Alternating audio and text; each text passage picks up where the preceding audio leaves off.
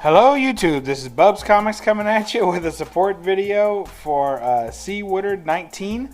He's having his 200 subscriber contest. He's a fantastic channel.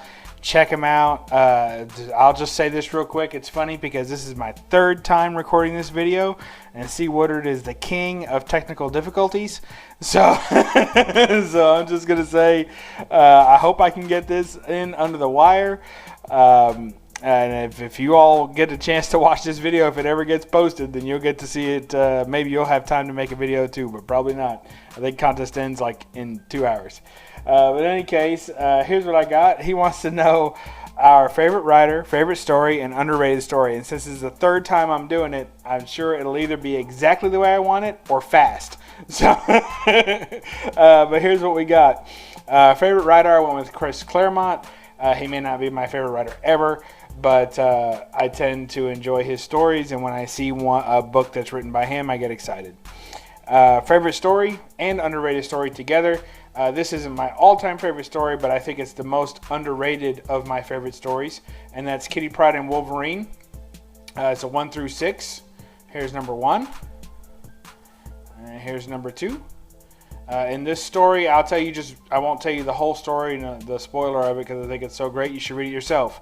But basically what this is going on is that it involves Kitty Pryde and Wolverine going to Japan, and kind of, there's some bad things happening over there, and kind of Kitty Pryde goes over there and Wolverine goes over there to kind of follow her and help her. The reason that this story is, of course, they end up fighting. That's Kitty Pryde right there. The reason that this story is so fantastic is because it tells you so much there is to know, that's number 4, about Wolverine's character. And also Kitty Pryde's. Really makes you want to love Kitty Pryde as a member of the X-Men, feel like she's earned her seat there.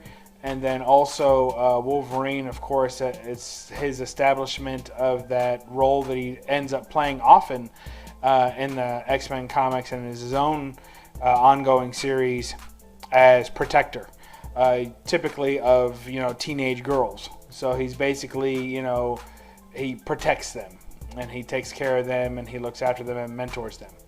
So that's number 6 there. So just a fantastic story, super well written. The art's okay, it's normal for the time period, but the best part about it is the story. To me, it should be a key. I can't believe that these books don't command more than they do, but you can probably find every one of these books in a dollar bin. The whole set costs you $6. I highly recommend you get it and read it.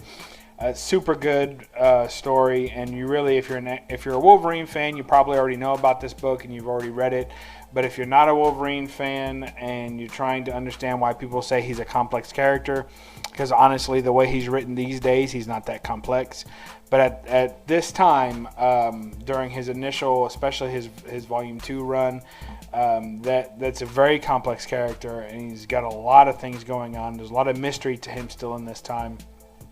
And the X-Men, as an ongoing series, did not really touch on Wolverine very much. You don't find out much about his backstory. He's just kind of a wise-ass gruff.